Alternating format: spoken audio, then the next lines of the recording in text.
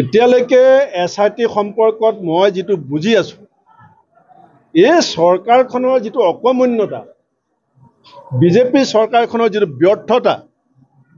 BJP সৰকাৰৰ যেটো syndicate ৰাজ আৰু দুৰ্নীতি অপশাসন এই কথাবিলাক ঢাকি ৰাখিবৰ কাৰণে যেনেকৈ কিতাপৰ ওপৰত এটা বেতুপাত থাকে তেওঁলোকে SIT টো এটা বেতুপাত হিচাপে ব্যৱহাৰ কৰিব বিচাৰিছে 10 তাৰিখে গোটেই অসমৰ ৰাইজে ভাবিছিল যে কালি যেনেকৈ ভূমিকম্প হৈছিল তেনেকুৱা ডাঙৰ কিবা ভূমিকম্প এটা হ'ব তাৰ পিছত মুখ্যমন্ত্ৰী ডাঙৰীয়া কি ক'লে যে ৰাইজৰ আদালতত বিচাৰ হ'ব ঠিক আছে ৰাইজৰ আদালতত যি বিচাৰ হ'ব মুখ্যমন্ত্ৰীও বাদ চাওক আমিও বাদ চাওক কিন্তু আসল কথাটো হৈছে যে সৰকাৰখনৰ যিখিনি ব্যৰ্থতা আজি আপোনালোকে জানে যে অসমত 34,36,000 পঞ্জীভূত নিবনুৱা আছে এটা SITৰ কথাত এই নিবনুৱাসকলৰ ভাগ্যটো তল পৰি গ'ল আজিলৈকে চাহ শ্ৰমিকৰ মজুৰি বৃদ্ধি নহ'ল SITয়ে কথাটো তল পেলাই ৰাখিছে 6 জনগোষ্ঠী আন্দোলন SITয়ে তল পেলাই ৰাখিছে আপোনালোকে দেখি আছে কথাটো কি ধৰণে অত্যন্ত কৌশলগতভাৱে আসল সমস্যাবিলাকক তল পেলাই ৰাখিবৰ কাৰণে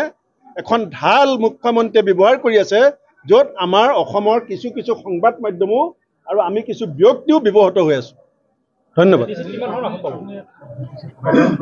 আসনৰ কথাটো মই এতিয়া প্ৰথম আজি অলপ দেৰি আগতে আহি গুৰেশ্বৰ পাইছো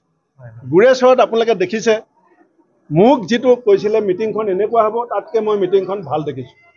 আৰু আমাৰ যিগৰাকী প্ৰাৰ্থী ভৱেন্দ্ৰনাথ স্বৰ্গীয় ডাঙৰীয়া তেওঁৰ প্ৰতি ৰাইজৰ যেটো মৰম দেখিছো গুৰেশ্বৰত মই অত্যন্ত আশাবাদী বাকি লাহে লাহে গম পাই থাকিম আপোনালোকক কৈ থাকিম ৰঞ্জিত ডাঙৰীয়া কৈছে সুস্মিতা দেৱ বাইদেউ থাকো কংগ্ৰেছত থাকোতে বাঙালীসকলক সুৰক্ষা প্ৰদান কৰিব নোৱাৰিলে চাওক বঙালীসকলৰ কাৰণে বিজেপিয়ে কি কৰিছে এখন শ্বেতপত্ৰ উলিয়াকচোন বঙালীসকলৰ কাৰণে বঙালীসকলক অসমত প্ৰথম ডি ভোটাৰ বুলি কাৰ দিনত কোৱা হৈছিল এজিপিৰ দিনত